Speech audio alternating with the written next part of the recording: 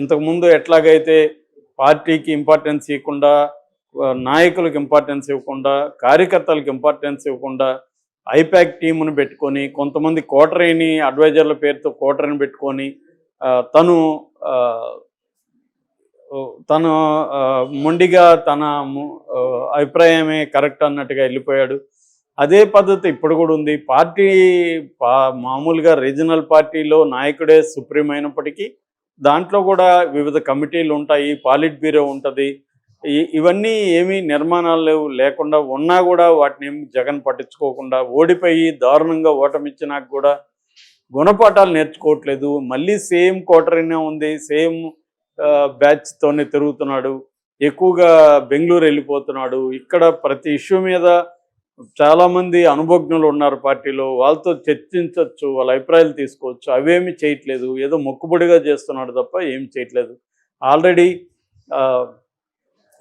Graduate ఎన్నికలు తూర్పు west ఉమ్మడి తూర్పు పశ్చిమ గోదావరి జిల్లాలో గ్రాడ్యుయేట్ ఎన్నికలను బాయ్కాట్ చేశారు. అట్లాగే పాత గుంటూరు కృష్ణా జిల్లాలో గ్రాడ్యుయేట్ ఎన్నికలను బాయ్కాట్ చేశారు. ఓన్లీ విజయనగరంలో స్థానిక ఎన్నికలకు సంబంధించి వెలమ సామాజిక వర్గానికి చెందిన చిన్నప్పల నాయుడిని అక్కడ పోటీకి ఆల్రెడీ అనౌన్స్ చేశారు. అంటే క్లియర్గా జగన్ ఇప్పటికీ ఒంటెద్దు పొగడుతో నిర్ణయాలు తీసుకుంది. దీనివల్ల ఇప్పుడు లేటెస్ట్గా ఒక పరిణామం గురించి మాట్లాడుతున్నారు. అదేంటంటే వీళ్ళు కంప్లీట్గా అసెంబ్లీ సెషన్లకి బాయ్కాట్ చేస్తే, గైర్హాజరైతే స్పీకర్కి వాళ్ళ మీద చర్య తీసుకునే అవకాశం ఉంది. స్పీకర్ షోకాజ్ నోటీస్ పంపిస్తాడు. సరైన సమాధానం అంటే హెల్త్ గ్రౌండ్ ఇంకోటో సరైన సమాధానం ఇవ్వకపోతే వీళ్ళ మీద అనర్హత వేటు వేసే అవకాశం స్పీకర్కి ఉంటుంది. అట్లా కానీ వేస్తే అది ఇబ్బంది జగన్కి. ఎమ్మెల్యేలు కూడా దీని పట్ల అసంతృప్తిగా ఉన్నారు జగన్ పట్ల. ఇటువంటి నిర్ణయం మమ్మల్ని కన్సల్ట్ చేసి మా ఆమోదంతో కాకుండా ఈయన ఒంటెత్తు పొగడుతో డిక్లేర్ చేసేసాడు. ఆ కారణం కూడా కన్విన్సింగ్గా లేదు. మాకు మైకీర్ అనే ఒక కారణం తప్ప ఇంకేమీ లేదు.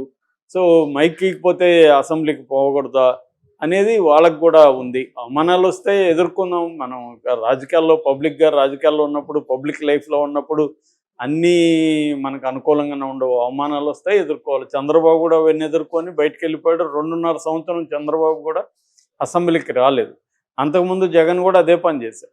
అదే పని ఇప్పుడు కూడా చేయొచ్చు. అసెంబ్లీకి వెళ్ళి వాళ్ళ అవమానాలు ఫేస్ చేసుకొని అది ప్రజలకు అర్థం చేయించి, చూడు నేను ప్రజల సమస్యల మీద మాట్లాడుతుంటే నన్ను ఇంత ఘోరంగా అవమానిస్తున్నారు, ప్రజల సమస్యల మీద వీళ్ళకి చిత్తశుద్ధి లేదు, ఇలాంటి అసెంబ్లీలకి ఎందుకు వెళ్ళాలనేది ప్రజల్లో పెట్టి చర్చను లేపి అప్పుడు బయటకు వస్తే జగన్కి మైలేజ్ వస్తుంది.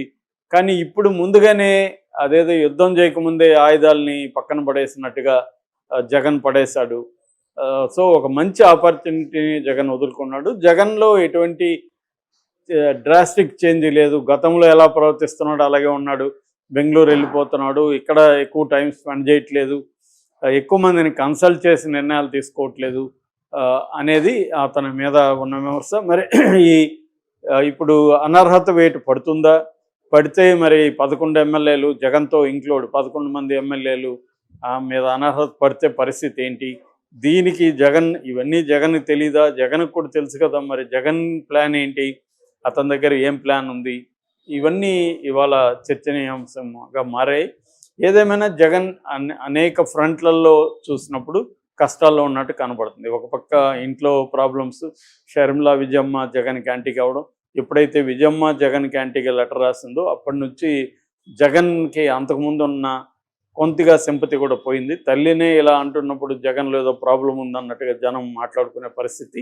సో ఆ సమస్యను పరిష్కరించుకోలేక జగన్ సతమతం అవుతున్నాడు. రెండవది తన సోషల్ మీడియా, ఎందుకంటే జగన్ బలమే సోషల్ మీడియా. మెయిన్ స్ట్రీమ్ మీడియాలో చంద్రబాబుతో జగన్ పోటీ పడలేడు. ఎందుకంటే ఆయనకి సాక్షి తప్ప ఇప్పుడు ఏది కూడా బలంగా తన తరపున నిలబడి ఫైట్ చేసే ఒక మెయిన్ స్ట్రీమ్ మీడియా లేదు. కాబట్టి అతని బలమంతా సోషల్ మీడియా. ఇప్పుడు అదే సోషల్ మీడియాని తెలుగుదేశం వాళ్ళు అటాక్ చేయడం ద్వారా, వాళ్ళని అరెస్టులు చేయడం ద్వారా సోషల్ మీడియా ఇన్యాక్టివ్ అయిపోతుంది. ఆల్రెడీ మనం చెప్పుకున్నాం. శ్రీరెడ్డి లాంటి వాళ్ళు క్షమాపణ చెప్పి మా జోలికి రాకుండానే ఏడుకున్న పరిస్థితి. అట్లాగే కుటుంబ సభ్యులంతా కోర్టుల చుట్టూ హెబియస్ కార్పస్ లేసి తిరుగుతున్నాడు. జగన్ వాళ్ళ కోసం కొంత కమాండ్ కంట్రోల్ సెంటర్లు, లాయర్లు, ఫోన్ నెంబర్లు ఇవన్నీ చేశాడు. జగన్ కూడా సీరియస్గా తీసుకున్నాడు. అంతా ఓకే. కానీ ఇదైతే ఫేస్ చేయాలి కదా. వీళ్ళ పోలీసులు అరెస్ట్ చేస్తారు, కడ్రాయిలతో తీసుకెళ్ళి నిలబెడతారు, పోలీస్ స్టేషన్లో హ్యూమిలియేషన్కి గురవ్వాలి, తర్వాత జైలుకి పెడతారు, జైల్లో హ్యూమిలియేషన్కి గురవ్వాలి. ఇవన్నీ అయితే ఫేస్ చేయాలి కదా.